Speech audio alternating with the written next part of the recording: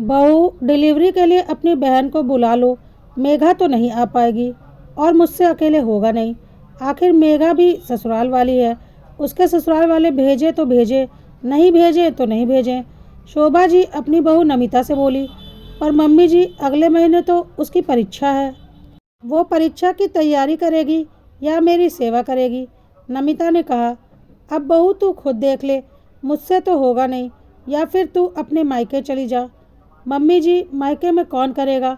मेरी मम्मी होती तो फिर इतनी परेशानी ही क्यों होती? नमिता ने धीरे से कहा। तो फिर अपनी बहन को ही बुला ले। उसे कौन सा पढ़ लिख कर बैरिस्टर बनना है? आकर कुछ दिनों के लिए संभाल जाएगी। मम्मी जी, इन्होंने कहा भी तो था कि कामवाली रख लेंगे। नमिता ने कहा। ना बाबा ना, मैं अपने घर कामवाली के भरोसे नहीं छोड़ सकती। और फिर उसकी निगरानी कौन करेगा? तू तो बस अपनी बहन को बुला ले। मम्मी, अगले महीने से तन्नू की परीक्षा है। वो भला यहाँ कैसे आएगी? तो फिर उसे तैयारी भी तो करनी है। अचानक समीर ने कमरे में आते हुए कहा। अरे तो अपनी बहन को संभालते हुए पढ़ भी लेगी। कौन सा इतना काम करना है उसे? भला काम ही क्या है हमारे घर में? अपना घर तो अपना घर ही होता है मम्मी। इंसान अपने घर में आराम से और बेफिक्र होकर पढ़ सकता है, वो किसी के घर पर नहीं हो सकता। नहीं नहीं, तन्नू की पढ़ाई का नुकसान होगा। मैं एक काम करता हूँ, मैं मेघा दीदी के ससुराल वालों से बात कर लेता हूँ। मुझे यकीन है कि उनके सास ससुर उन्हें ज़रूर भेज देंगे। रहने दे, उसके सास ससुर तो भेजने को तैयार हैं। पर मेघा 15 दिन के लिए हिल स्टेशन घूमने जा रही है, इसलिए नहीं आ पाएगी। अचानक शोभा जी ने कहा तो कमरों में खामोशी छा गई। दोनों को इतना चुप देखकर शोभा जी ने फिर कहा। अरे इसमें इतने हैरानी की क्या बात है? बड़ी मुश्किल से उसके घूमने का प्रोग्राम बना है, इसलिए मैंने ही उसे आने से मना कर दिया। पर जीजा जी ने तो पहले कहा था कि वो मेघा दीदी को नमिता की डिलीवरी के समय यहाँ भेज देंगे। फिर अचानक कैसे प्रोग्राम बना दिया? तेरे जीजा जी नहीं जा रहे, वो तो अपनी ननंद और जेठानी के परिवार के साथ जा रही है। पर ऐसे कैसे? समीर ने धीरे से कहा। ऐसे कैसे से क्या मतलब? मेघा के भरोसे तो डिलीवरी नहीं हो रही है ना। बड़ी मुश्किल से उसके घूमने का प्रोग्राम बना है। मैं उसे मना नहीं करूँगी। कुछ दिनों की तो बात है। बुला लो तन्नू को, बाद में तो मेघा आ ही जाएगी। समीर ने नमिता की तरफ देखा तो नमिता ने भी फिर तन्नू को बुलाने के लिए कहा। आप तन्नू को ही बुला लीजिए, आखिर 15-20 दिन बाद तो मेघा दीदी आ ही जाएंगी। नमिता ने उसके बाद तन्नू को फ़ोन कर दिया और उसे अपने पास बुला लिया। तन्नू भी खुशी खुशी नमिता के पास आ गई। आखिर नमिता का पूरा टाइम जो चल रहा था, डिलीवरी कभी भी हो सकती थी। तन्नू के आने के 2 दिन बाद ही नमिता ने एक बेटे को जन्म दिया। अस्पताल में तो समीर और शोभा जी ने जैसे तैसे संभाला, लेकिन जैसे ही नमिता को घर पर लेकर आए, उसके बाद सारी जिम्मेदारी शोभा जी ने तन्नू पर डाल दी। घर के काम तो फिर भी ठीक थे, लेकिन नवजात बच्चे और नमिता को कैसे संभाले? शोभा जी तो रात को अपने कमरे में जाकर सो जाती और तन्नू को नमिता की जिम्मेदारी दे देती। तन्नू को कोई भी चीज़ समझ में नहीं आती। आखिर एक कॉलेज में पढ़ने वाली लड़की कितना ही ध्यान रख लेती।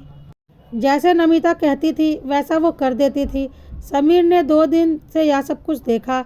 उसके बाद उसने एक कामवाली रख ही ली। कामवाली नमिता और उसके बच्चे का काम कर जाती। उसकी मालिश करना, नहलाना, उनके कपड़े धोना, सारा काम कामवाली करके जाती। इस पर भी शोभा जी को समस्या थी। क्या ज़रूरत थी तुझे कामवाली रखने की? अगर मेघा आती तब तो कामवाली नहीं रखता, अपनी साली के लिए तो कामवाली रख ली। मम्मी, मेघा दीदी के 2 बच्चे हो चुके हैं। उन्हें अच्छे से पता है कि इस समय एक और औरत को क्या ज़रूरत होती है और बच्चे कैसे संभाले जाते हैं। तन्नू से आप क्या उम्मीद करती हो? आपने तो सारा काम तन्नू पर डाल दिया, तो फिर मैं क्या करता? लेकिन शोभा जी को तो जैसे चैन ही नहीं था। वो तो तन्नू के पीछे हाथ धोकर पड़ चुकी थी। घर के सारे काम करने के बाद जब भी तन्नू पढ़ने बैठती तो उसे कोई ना कोई काम बता ही देती। ये सब नमिता को भी समझ में आ रहा था, पर वो अभी कुछ नहीं कर सकती थी। तन्नू के हर काम से उन्हें समस्या थी। अरे पता नहीं अपनी मम्मी के जाने के बाद घर कैसे संभालती होगी। इसे तो कुछ भी नहीं आता, ना ही ढंग का खाना बनाना आता है और ना ही घर के काम। कई बार तो ये सब वो तन्नू के मुंह पर बोल चुकी थी, पर तन्नू चुप ही रहती। आखिर दीदी का ससुराल था, ज़्यादा कुछ कह भी तो नहीं सकती थी। जैसे तैसे कर 20 दिन निकले। मेघा अपने मायके आ गई। समीर ने तन्नू को घर छोड़कर आने के लिए कहा तो शोभा जी ने कहा। अरे 2 दिन बाद तो नहावन है ही, तब इसके पापा आएंगे ही अपने नाती और बेटी के कपड़े लेकर। उस समय इसे लेते जाएंगे। क्यों बेवजह जाने का खर्चा कर रहा है। हाँ भाई, तन्नू 2 दिन बाद चली जाएगी। वैसे भी मैं बहुत थकी हुई हूँ। पहाड़ों की चढ़ाई चढ़कर हाथ पैर दुख रहे हैं। अभी तन्नू संभाल तो रही है, 1-2 दिन मुझे भी आराम मिल जाएगा, फिर तो भाभी की सेवा में ही लगना है। मेघा ने कहा। ठीक है मम्मी, पर तन्नू के लिए कुछ ढंग का गिफ्ट ले आना। आखिर यहाँ से खाली हाथ थोड़ी ना जाएगी। या फिर बाजार जाकर उसे आप खुद ही दिलवा कर ले आओ। वो अपनी पसंद का ही कुछ ले आएगी, समीर ने कहा। अरे उसे क्या देना है, 500 रुपये दे देना और विदा कर देना, शोभा जी ने कहा। मम्मी कैसी बातें कर रही हो, आखिर तनु नमिता की छोटी बहन है। ऊपर से उसने इतने दिन तक काफ़ी हद तक काफ़ी कुछ संभाल लिया। आखिर वो भी तो नेक की हकदार है। देख समीर, अपने यहाँ तो रिवाज नहीं है बहू के मायके वालों को नेक देने का। तेरी इतनी इच्छा है तो ज़्यादा से ज़्यादा 1 सूट और 500 रुपये दे देना, इससे ज़्यादा मैं कुछ नहीं देने दूंगी, शोभा जी तुनकते हुए बोली। और ज़रा अपने ससुर जी को समझा देना कि नेक में क्या क्या लगेगा, नहावन के दिन वो सारा सामान लेकर आए। और कह देना कि मेरी और मेघा की साड़ी थोड़ी ढंग की लेकर आए। मैं हल्की फुल्की साड़ी नहीं पहनूंगी और ना ही मेरी बेटी पहनेगी। खैर, नहावन का दिन भी आ गया। नमिता के पापा जब आए तो अपने साथ नाती और अपनी बेटी के साथ साथ घर के सभी सदस्यों के लिए कपड़े और शगुन के लिफाफे लेकर आए थे। जब नमिता के पापा जाने लगे तो तन्नू भी उनके साथ रवाना होने लगी। उसी समय शोभा जी ने 1 सूट और 500 रुपये का लिफाफा उसे पकड़ाते हुए कहा, ये हमारी तरफ से तुम्हारा नेक। आखिर तुमने इतने दिन अपनी बहन की सेवा जो की है उसका तो ये प्रतिफल बनता ही है। लेकिन तभी समीर वहाँ आ गया और उसने एक और लिफाफा तन्नू के हाथ में पकड़ा दिया और कहा, ये मेरे और नमिता की तरफ से तुम्हारे लिए।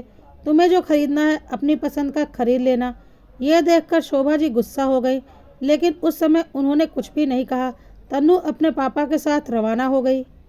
उसके जाते ही शोभा जी ने कहा, समीर यह क्या हरकत है, जब मैंने तन्नू को विदाई दे दी थी तो तुझे अलग से लिफाफा देने की क्या ज़रूरत थी। मम्मी इसमें गलत क्या है, आखिर वो भी तो नेक की हकदार है। अपनी पढ़ाई लिखाई छोड़कर वो यहाँ अपनी बहन की सेवा करने आ गई, बहुत बड़ी बात है। उसके बदले अगर हमने खुश होकर उसे थोड़ा बहुत नेक दे ही दिया तो हर्ज क्या है। पर हमारे यहाँ बहू की बहन को नेक देने का रिवाज नहीं है। ये क्या उल्टी गंगा बहा रहा है। अब की बार मेघा ने कहा, क्यों दीदी, जब ज़रूरत थी तब तो बहू की छोटी बहन को बुला लो और नेक देने के नाम पर रिवाज नहीं है। भला ये क्या बात हुई। नेक का असल हकदार तो वही होना चाहिए जो असल काम कर रहा है। सिर्फ रिश्ते नाते से नेक के हकदार नहीं बन जाते।